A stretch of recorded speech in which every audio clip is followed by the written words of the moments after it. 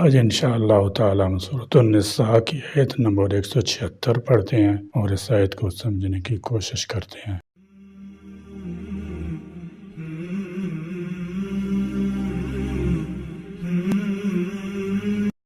اعوذ باللہ من الشیطان الرجیم، بسم اللہ الرحمن الرحیم۔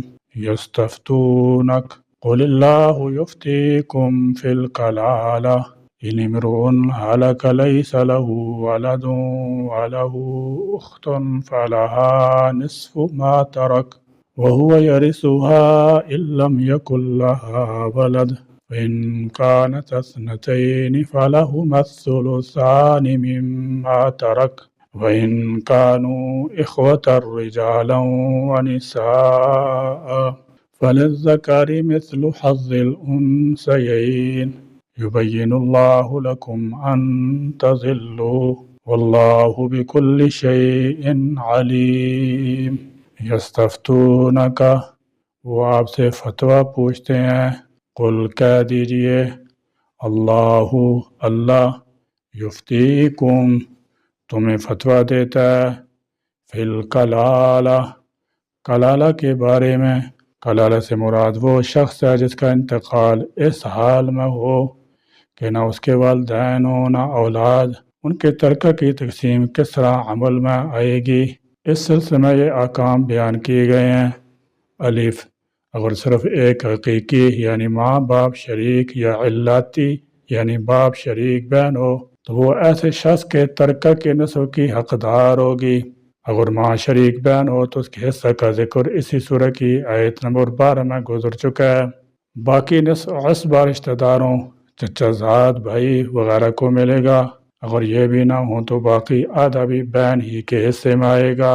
با، اگر عورت کلالہ ہو، اس کے والدین اور اولاد نہ ہو، صرف بھائی ہو، خواہ ایک ہو یا زیادہ، تو وہ اس کے پورے ترکہ کا وارث ہوگا۔ جیم، اگر کلالہ مرد کی دو بہنیں ہوں تو یہ دونوں 2/3 ترکہ کی حقدار ہیں۔ 2 سے زیادہ ہوں تب بھی یہی حکم ہے۔ باقی 1/3 عصبہ رشتہ دار، چچا زاد، بھائی وغیرہ کا ہوگا۔ اگر کوئی عصبہ موجود نہ ہو تو یہ باقی 1/3 بھی بہنوں ہی کو ملے گا۔ دال، اگر کلالہ مرد یا عورت کے بھائی بھی ہوں اور بہن بھی تو ترکہ اس طرح تقسیم ہوگا کہ مرد کا حصہ بمقابلہ عورت کے 2 ہوگا۔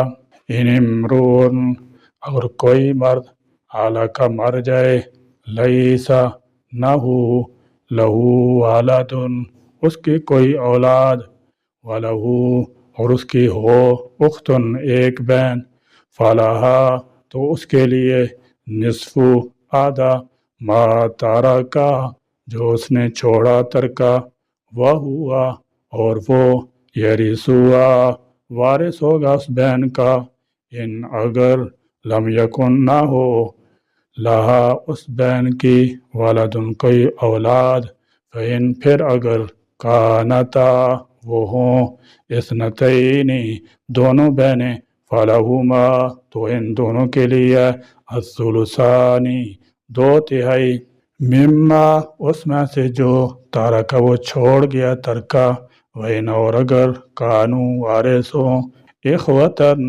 کئی بھائی بہنیں، رجالاً کچھ مرد، ونساءً اور کچھ عورتیں، فللذکر تو مرد کے لیے، مثل برابر، حظ الانثیین 2 عورتوں کے حصے کے، یبین کھول کر بیان کرتا ہے، اللہ لکم تمہارے لیے، ان تضلوا تاکہ تم بھٹک نہ جاؤ، واللہ اور اللہ، بکل شیء ہر چیز کو، علیم خوب جاننے والا ہے۔ یہ آیت کریمہ آپ کی زندگی کے آخری ایام میں نازل ہوئی جس وقت سورہ نساء مکمل ہو چکی تھی۔ اس میں کلالہ کی میراث کے ایک دوسرے پہلو کا ذکر ہے جس کے متعلق صحابہ کرام نے آپ صلی اللہ تعالی وسلم سے استفسار کیا تھا، اور باقی احکام میراث بھی اسی صورت کی آیت نمبر 11-12 میں بیان ہوئے ہیں۔ اس لیے اس آیت کو بھی بطور تتمہ اسی صورت کے آخر میں شامل کیا گیا۔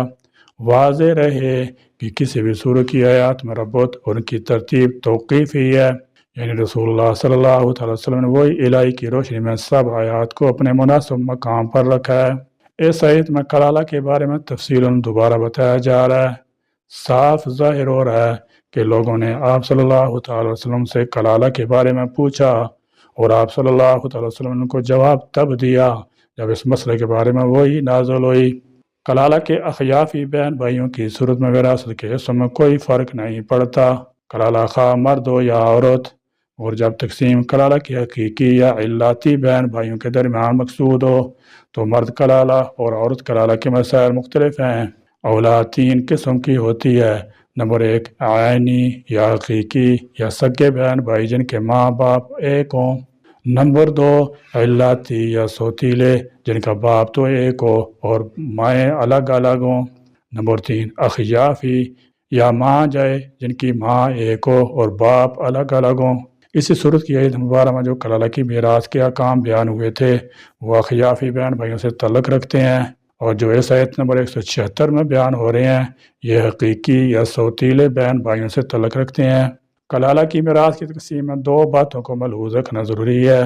ایک یہ کہ اگر کلالہ کے حقیقی بہن بھائی بھی موجود ہوں اور سوتیلی بھی، تو حقیقی بہن بھائیوں کی موجودگی میں سوتیلی محروم رہیں گے، اور وہ حقیقی نہ ہوں تو پھر سوتیلوں میں جائیداد تقسیم ہوگی۔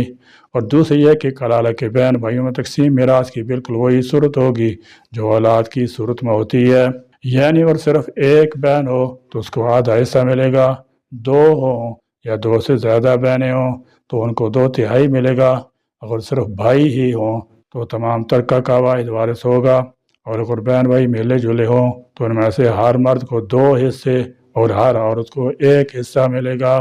کلالہ اس مرد عورت کو کہتے ہیں جس کی نہ تو اولاد ہو نہ ماں باپ بلکہ آبا کی جانب میں کوئی رشتہ دار موجود نہ ہو۔ اب کلالہ کی بھی 2 صورتیں ہیں، ایک یہ کہ عورت ہو اور اس کا خامند بھی موجود نہ ہو، یا مرد ہو اور اس کی بیوی بھی نہ ہو، اور دوسری یہ کہ میت مرد ہو اس کی بیوی موجود ہو، یا میت عورت ہو تو اس کا خامند موجود ہو۔ دوسری صورت میں زوجین بھی وراثت مقرر حصہ کے حقدار ہوں گے۔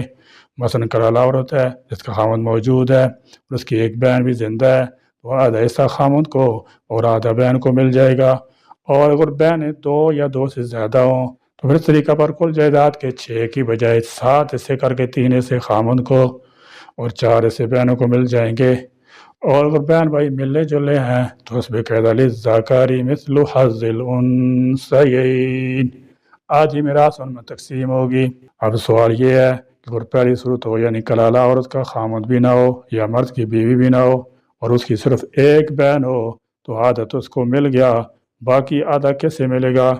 تو اس کا جواب یہ ہے کہ وہ آدھا بہن کو بھی دیا جا سکتا ہے، اور ذوی الارحام یعنی اصل رشتہ دار جو ذوی الفروض اور نہ عصبہ یعنی دور کے رشتہ داروں مثلا ماموں پھوپھی وغیرہ یا ان کی اولاد موجود ہو تو انہیں ملے گا، اور اگر وہ بھی نہ ہوں تو بقایا آدھا حصہ بیت المال میں بھی جمع کرایا جا سکتا ہے، اور ایسے حالات شاذ و نادر ہی پیش آتے ہیں۔ یعنی صحابہ کرام کو کلالہ کی میراث تقسیم کے بعد پہلوؤں میں جو پریشانی ہوئی تھی اس کا اللہ تعالیٰ جل شانہ نے بتایا، لہذا اب تمہیں پریشان ہونے کی ضرورت نہیں۔ ضمن سے یہ بھی معلوم ہوتا ہے کہ جب صحابہ کرام آپ سے کوئی مسئلہ پوچھتے تو آپ خود اس کا جواب دینے کی بجائے وہی الہی کا انتظار فرماتے رہتے تھے۔ وراثت کے حوالے سے قرآن حدیث میں مزید تفصیلات بھی وضاحت سے بیان کی گئی ہیں، لیکن اختصار کی خاطر انہی تصریحات پر اکتفا کیے گیا ہے۔ مقرم قانون وراثت کا نچوڑ تقسیم ترکہ کی ترتیب مختصر انداز میں بیان کر دیتے ہیں۔ سب سے پہلے میت قابل تقسیم ترکہ سے ذوی الفروض اصحاب فرائض کو حصہ دیا جاتا ہے، اور یہ وہ ورثہ ہیں جن کے حصے قرآن مجید مقرر ہیں۔ ان ورثہ میں باپ دادا اوپر تک، اخیافی ماں شریک بھائی شوہر بیوی بیٹی پوتی نیچے تک، حقیقی بہن علاتی باپ شریک بہن اخیافی بہن ماں اور جدہ دادی نانی اوپر تک شامل ہیں۔ اصحاب فرائض کے بعد عصبہ نسبی حصہ پاتے ہیں۔ یہ میت کے وہ ورثہ ہیں جن کو اصحاب فرائض سے بچا ہوا تمام مال مل جاتا ہے، اور اصحاب فرائض نہ ہونے کی صورت میں تمام ترکہ ہی ان کو ملتا ہے۔ عصبہ کی 2 قسمیں ہیں، عصبہ نسبی، عصبہ سببی۔ عصبہ نسبی وہ ہیں جن کا میت سے ولادت کا تعلق ہو، اور عصبہ سببی وہ ہیں جن کا میت سے عتاق غلامی کا تعلق ہو، لیکن آج کل عصبہ کی یہ دوسری قسم ختم ہو چکی ہے۔ عصبہ نسبی کی مزید 3 اقسام ہیں، عصبہ بنفسی اور عصبہ مع غیری۔ اصحاب فرائض اور عصبہ نسبی نہ ہوں تو ترکہ عصبہ سبیبی کو ملتا ہے۔ عصبہ سبیبی غلام کو آزاد کرنے والا ہے جو آج کل نہیں ہے، اور کسی بھی قسم کا عصبہ نہ ہو تو باقی مال دوبارہ نسبی اصحاب فرائض میں تقسیم کر دیا جاتا ہے۔ اس عمل کو رد کہتے ہیں، لیکن اس میں زوجین کو شامل نہیں کیا جاتا کیونکہ یہ سببی یعنی رشتہ زوجیت کے سبب وارث ہوتے ہیں۔ اگر اصحاب فرائض اور اس بات میں سے کوئی وارث زندہ نہ ہو تو ذوی الارحام کو ترکہ ملتا ہے۔ یہ میت کے وہ رشتہ دار ہیں جن کا حصہ قرآن حدیث مقرر نہیں ہے، نہ اجماع سے طے پایا ہے، اور نہ وہ اسبات ہیں جیسے پھوپھی، خالہ، ماموں، بھانجا، نواسہ وغیرہ۔ بیان کردہ ورثاء میں سے کوئی نہ ہو تو وہ شخص وارث ہوگا جس کے لیے میت نے اپنے غیر سے نسب کا اقرار کیا ہو، یعنی کسی مجہول نسب کے بارے میں یہ کہا ہو کہ یہ میرا بھائی ہے، چچا ہے، اور اس کے اس اقرار سے اس کا نسب اس غیر سے ثابت نہ ہوا ہو، اور اقرار کرنے والے نے اپنے اقرار سے موت تک رجوع بھی نہ کیا ہو۔ اس کی بھی کچھ شرائط ہیں، اور مذکورہ بالا ورثاء میں سے کوئی نہ ہو اور میت نے کسی کے لیے ایک تہائی سے زائد یا سارے ترکہ کی وصیت کی ہو تو تہائی سے زائد یا سارا ترکہ اسی کو دے دیا جائے گا۔ اگر مذکورہ بالا تمام لوگوں میں سے کوئی بھی نہ ہو تو میت کا ترکہ بیت المال میں جمع کروا دیا جائے گا۔ آخر میں ایک قابل توجہ بات بیان کرنا ضروری ہے کہ وراثت سے حصہ پانے کے لیے وارث اور مورث کا دین ایک ہونا ضروری ہے، کیونکہ حضرت اسامہ بن زید رضی اللہ تعالیٰ عنہ سے روایت ہے کہ نبی کریم صلی اللہ تعالیٰ وسلم نے فرمایا، لا یرث المسلم الکافر ولا الکافر المسلم، مسلمان کسی کافر کا وارث نہیں ہوتا اور نہ ہی کافر کسی مسلمان کا وارث ہو سکتا ہے۔ بیان کردہ ترتیب سے ہی ورثاء میں سے تقسیم کیے جائیں گے۔ یاد رہے کہ بعض اوقات کچھ ورثاء کی موجودگی میں کچھ دوسرے ورثاء محروم ہو جاتے ہیں، جیسے قریبی وارث کی موجودگی میں دور والا وارث محروم ہو جاتا ہے۔ یہ مسئلہ بیان کرنے کے بعد فرمایا، یبین اللہ لکم ان تضلوا، یہ سب کچھ اللہ رب العزت نے اس لیے کھول کھول کر بیان کیا ہے، تفصیل سے بتایا ہے کہ وہ انسان کی کمزوریوں اور اس کے ہر قسم کے مسائل سے خوب اچھی طرح بیانتا ہے۔ اس لیے بنے بنائے اصول و قوانین انسان کو دے دیے گئے کہ انسان مشکلات سے بچ سکے اور لڑائی جھگڑا، غلط فہمیوں، پریشانی سے محفوظ رہے اور یہ سیدھے راستے سے بھٹک نہ جائے۔ سورہ حاقہ کی ابتدائی حصے میں اللہ تعالیٰ جل شانہ نے اپنی کمال قدرت کا تذکرہ فرمایا تھا، یا ایھا الناس اتقوا ربکم الذی خلقکم من نفس واحدہ، یعنی اس اللہ سے ڈر جاؤ جو کمال قدرت کا مالک ہے، اس قدرت کا شاہکار ہے کہ اس نے ایک جان سے تم کو پیدا کیا اور پھر کروڑوں بلکہ اربوں مرد و زن دنیا میں پھیلا دیے۔ اور اب سورہ کے آخری حصے میں واللہ بکل شیء علیم فرما کر اپنے علیم کل ہونے پر تصدیق ثبت کر دی۔ کمال قدرت کا مالک بھی وہی ہے، کمال علم کا مالک بھی وہی ہے، خداوند قدوس ہے۔ اس نے انسان کو گمراہی سے بچنے کے لیے تمام سامان مہیا کر دیے ہیں۔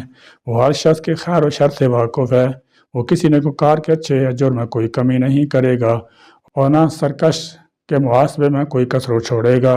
محاسبے کا عمل شروع ہونے والا ہے، اس لیے فرمایا واتقوا اللہ، اللہ سے ڈر جاؤ، تساءلون بہ والارحام، کہ تم اس کے واسطے سے سوال کرتے ہو، اور قرابت داروں سے خبردار رہو، ان کے حقوق کا خیال رکھو، اور کسی کے حقوق کو پامال کیا تو اللہ تعالیٰ کی گرفت میں آ جاؤ گے۔ اسی کے ساتھ اللہ کے فضل و کرم سے سورۃ النساء مکمل ہوتی ہے۔